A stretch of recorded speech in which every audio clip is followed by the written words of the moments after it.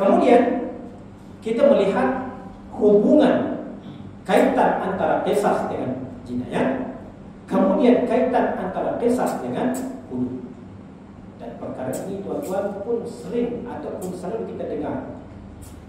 Jinayah, hudud, bahkan perkataan qisas itu sendiri. Maka apakah hubungan di antara keduanya? Antara qisas dan jinayah dan hudud ada hubungan yang dekat, ya, sehingga kadang-kadang orang mengartikan sama aja, ya, qisas ke hudud ke jinayah, ya, hal yang sama, ya, ada sebahagian pada kita menyamakan akan hal tersebut.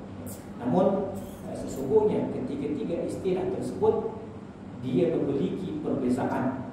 Sebagaimana kita melihat perkataan yang berbeza, sudah tentu artinya juga berbeza.